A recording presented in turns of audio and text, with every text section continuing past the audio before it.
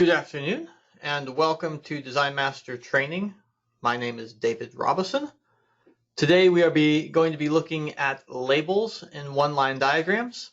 If you're attending the training live, you can ask questions in the chat box. If you are watching a recording of the training, you can call or email with questions. Our phone number is 866-516-9497 and our email address is support@designmaster.biz. All right, so let's get started taking a look at the labels in the one-line diagrams. To insert your labels on the one-line diagram section, we have the Insert and Modify Labels command. When you run that, you can then select either a piece of equipment or a feeder and add labels to it. You'll get different labels depending on what you select. Take the switchboard here. It's going to display the labels that are available for that switchboard. So there's a couple columns in this dialog box. The first is just a checkbox saying, yes, display this label. So that's how you turn those labels on and off. Second is the description of the label, basically what we're going to be including in there. Then the actual value that's going to be shown on the drawing. And then you have an option for a prefix and a suffix. And this is additional text that will show up on the label before or after the value provided from the database.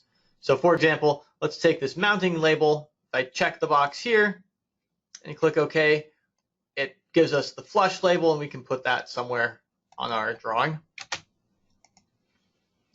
If I add a prefix, I could type mounting. And now they'll add that to the label and you click OK and it'll fill it in with the prefix value. And then we could also add a suffix here. That's more appropriate for like our bus amps. We provide the A as the label there. We could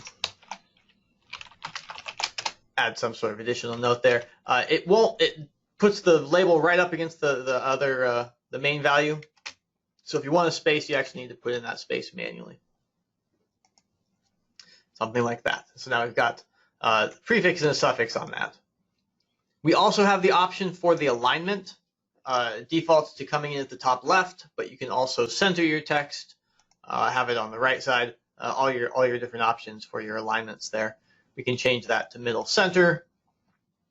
And finally, we can also scale it. So if you want specific text to be a little bit bigger or smaller, you can adjust it here. We'll do a half scale. And now this is, you'll see that it's centered. It's actually centered on this point here. All of the labels have grips. So if we use this grip, we can adjust the size. And you'll see that it's centered. So it's giving us that centered justification when it goes to the multiple lines. So you'll have one grip that will actually move it based upon the alignment, and then the other grips are going to adjust the size of it. And finally, you'll have a grip that will rotate it. So if you select that grip there, it will now rotate it, and so you can adjust the rotation. Typically, you're going to do something vertical, but you can rotate it whatever you want. For moving the labels, we also have a specific move label and rotate label.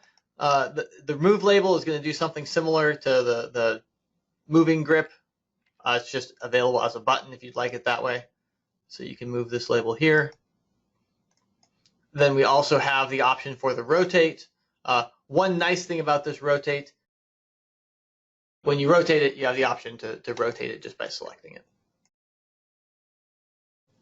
So those are the options that we have when inserting and modifying them. We can also uncheck the box, and then that will get rid of it. So if I uncheck that mounting, click OK, the label disappears. When you are inserting them or after they're inserted, we can group the labels. That way you can have a stack of labels that are all arranged nicely. Over here, we've got these labels, and they're all in a group. So if I move them, they're moving together. This is actually multiple labels together. If we add a label, we can add it to that group. So I'll add my mounting label again. And it's asking for where you want to insert it. And there's actually at the command line a couple options. If there's multiple labels, you can go to the next one, or you can do G for group. and then it'll prompt you to select another label, and it'll put that one in that group. So now we have that being included there. Within the group, we have the option, if you have multiple labels, you can group them. So if we have another label on here, put the neutral size. If it's not currently grouped, you can add it to the group. So we can say, okay, I like where these labels are. Let's add this one to that group, and it'll include it. You can separate them with the remove label from group. So we could take that 100% neutral size and move it over here. And finally, you have the ability to reorder the labels in the group. You run that command, select the labels, and then you can move them up and down and reorder it, organize it.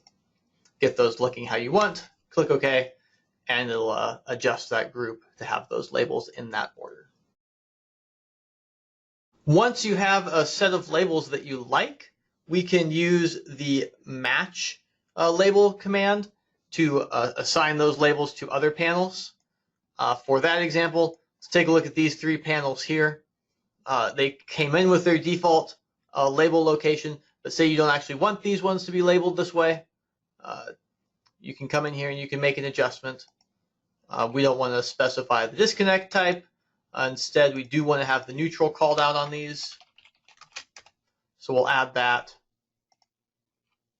And we're going to group it with that one. So we've gotten rid of the main lugs only. We've added the neutral. And then maybe we want to have this label outside of the box down here. So we've got our labels how we want for this panel. And now we'd like to reuse this layout on these other panels. We can use the match labels and graphics. It'll actually match graphics if you've changed the size, but the sizes are the same. It will just match the labels. So you select that first one, saying this one looks good. Let's take these other 2 and make them the same, and it will adjust it to look the same, putting the labels in the same spot, adding and removing them as appropriate. You can do the same thing with labels on feeders. So we've been looking at labels on the panels. If I select a feeder, you get options for the labels on that feeder. We can add, for example, the ground and the wire size. On feeders, when you actually get close to the feeder, you'll see that it snaps to it. It can either snap above and below the line or directly inside the line, depending on an option. So we can turn that option in just a moment. So I'll put this label here. And then we'll put our ground label in. And then you can match those labels to other feeders, same as the panel. So if we do the match, say I like how this one looks, and I'll select this one. And it's going to do its best. Obviously, it just matched it up, and the feeder ID kind of ends up in a different spot because the feeder lines aren't the same length, but it will put the other labels where they are. To get those labels inside the lines, you in options is where you would make that change. So under customization options, in the one line diagram section, there is insert labels inside feeder lines. If we change that from no to yes, and then if we actually move the labels, you'll see that when we move them, when they snap, they'll snap inside instead of above and below. So you have 2 options there depending on where you like your labels to show up in your feeder lines, either above them or inside of them. There are a couple options for making sure your labels come in nicely to begin with. So if you're working on a project and you make some adjustments, you can use the match label, but then on your next project, you might want to save those settings and reuse them without having to start over. The first option we have is for the default labels. So that's under customization, one line diagram, default labels. And what this is it will set the default prefix, suffix, alignment, and scale factor that we were looking at when we inserted the label. It'll provide the default values when you are, if you insert a panel and add these labels. So they are set to not really have anything in them right now. You can type them in individually. You can also copy these labels from the drawing. So if I run that command and I say select this panel, it will pull in all the prefix, suffix, and other values from that panel. So if you have a panel that looks good and you want to copy those in, run the copy labels from drawing. Now, if I insert a new panel, I'm going to take this MP3B, I'm going to get rid of it so I can put it back in. I'm going to insert that panel. And I'm going to do just a box with a bus, no labels. So I put that panel in. It's going to come in. It doesn't have any labels because I did just kind of a generic panel box. Now when I insert labels, those prefix and suffix values and alignments are filled in. So if I say, okay, I do want to label the bus size on this, I select that, and it's going to come in with that the A as the units provided already. So that's the default labels. The other option we have for labels is to create custom blocks with the labels defined. So you can create a custom block that's just a block, that's just graphics, and then it won't have any labels. And that's always kind of the first step. But once you have a block that looks good, or you have a panel, these boxes with the buses that looks good, you can actually turn that into a block that will copy the labels into the project when used. That is also on customization. Under block creation, we've got commands for creating the one-line diagram block, and you want the from one-line diagram. This is saying, okay, I've got my one-line diagram looking good with all the labels. Now let's turn that into a block I can reuse.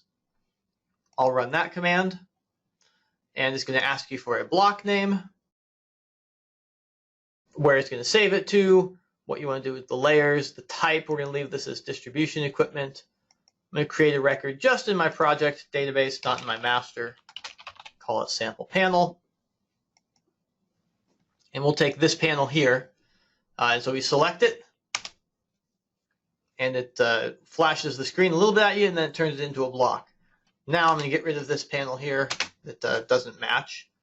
And if I go to insert that panel, and I scroll down, we now have that new option, sample panel. And it's going to look, it takes a screenshot. It doesn't always get the best screenshot, so you can adjust that by creating a new slide. But it's going to come in looking right. I can put that panel in, and it has those labels laid out exactly as we had them on the other panel. If you do want to update that slide so that it has a better looking slide, you run the block creation create slide command. It's going to ask you for a name for the slide, so the slide name has to match the block name. We'll take the sample panel slide and just overwrite it. Do we want to replace it? Yes. And then you're going to do 2 points to draw a box, and that's going to define basically a little screenshot area that we're taking of the drawing. So we do those 2 points, and now we have a slide that has the whole panel in there. It also kind of makes it, gets the aspect ratio right, so the extra stuff's in there. So if you want a really nice slide, and what we actually do when we're taking the slide pictures for our default blocks, pull it out to a place where there's nothing else around it, so that when you take the slide, it's going to have just black background around it. So now if we take this slide, and if we go to insert that and select it, you'll see we've got a nicer, cleaner looking slide. So that's how those are made. That's how you can get them looking nice. Anything that's in that box is going to show up on the drawing.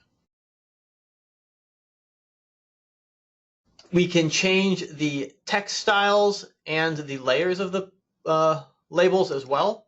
So the text styles is under customization, under text styles. So we have text styles for a lot of different things, including the one-line diagram. So we could change it to a different text style.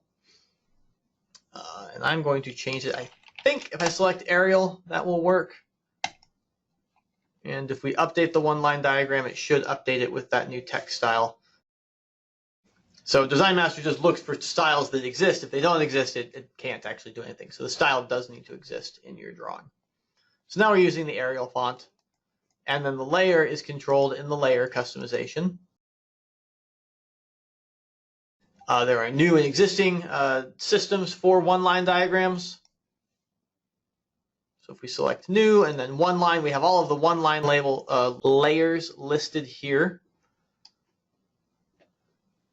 And we have one-line text, and that's going to control the layer that's being used for the one-line text, and it's defined down here. If we want to, we can create a new one, call this new one-line, and then we can specify the color and the line type. We can select a different color, we'll make it magenta, and then assign that to the layer key. Click OK because we've got everything set right. If we update our one-line diagram, it should pull in that new layer setting. So now I've got the different layer being used for the text. The final thing to look at for labels is that we can put in leaders automatically. So if I pull this over here, we have commands for inserting and removing a leader. Run the insert leader command, specify the endpoint of the text, and it will put the endpoint of the leader, and then it puts the leader in. You can select it and adjust that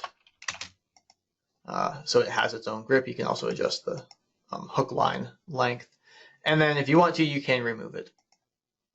So that's purely drafting at that point, and you don't select the leader, you select the label, and that will get rid of it. So that's purely drafting, nothing you couldn't do with standard AutoCAD leaders. It's just a little more convenient running it through the program like that. Are there any questions on labels or anything else one-line diagram related?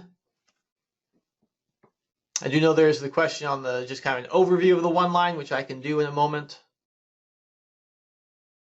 The basic idea is that you first create the model of your electrical system. So you create your panels, you create your transformers, using our various panel and transformer commands. So that's already been done in this project. Then you use the connect command to connect them together. So that's how you define what is being fed with what. And so that's also happened here. And if we run this edit distribution equipment command, it will actually show you the tree of what is connected. So we've got a pretty basic system here, but a couple panels happening. And then for the one-line diagram, we have two commands to generate what we like to call a first draft of the one line. Everything's accurate and correct, but it's never going to look exactly like you want it to, because no two engineers draw a one line the same. No two buildings have the same looking one line. So you can generate what we call the one line. When you do this, it will do a top-down view of it. So it starts at the first item, and then it works down just kind of as a tree. So that's the one-line drafting. I'm going to erase that. We can also generate what we call a riser. This will go from left to right, and then if there actually is elevation, it will pick up the elevations from the project and stack the items for you. So those are kind of the two starting points you can use.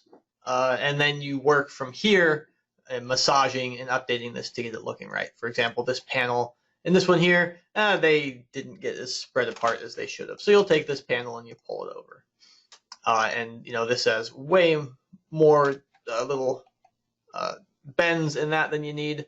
So you might remove one of those segments and then pull this piece of equipment over here. So you just start making adjustments to the one line at this point. And all of those adjustments are going to be saved so that when you next update it, everything that's here isn't going to be changed. It'll all still be here. But if we add something else, it'll be added. For example, let's add panel L3, not L3, L4. So I'll take L3, do a copy, and we'll call this L4. I'm going to connect this to L1. So we'll take L4, connect it to L1. And now we have a couple options for getting that on the one-line diagram.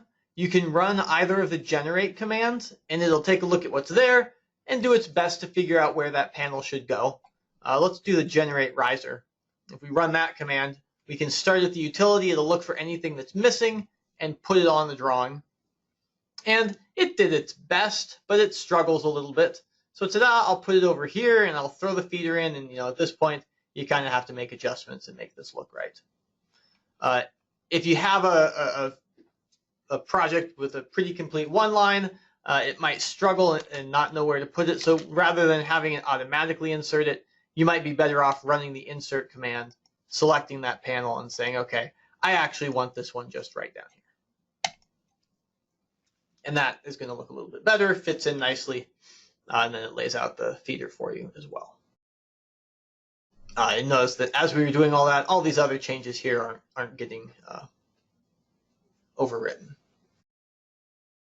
For existing panels, the first thing you want to do is actually create the existing panel. So say L4 was an existing panel. What we can do here is go to Panels, take L4, and we can change the layer system from New to Existing.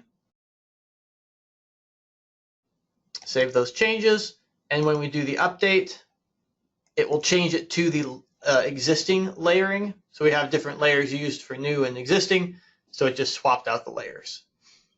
You can do the same thing with the actual connection, so the feeder is controlled separately from the panel. You can change the feeder itself in the panel connection. So if we select L4, we have the connection for the layer system here. You also have the ability to change the layer system with a command, the change layer system command. You run that, you say, okay, this is actually an existing feeder, assign it to the existing, and then it'll make those changes. So if you got a bunch of stuff, you want to make the transformer and this panel and that feeder all existing, we can select it all, turn it to existing. And it got everything but that transformer label.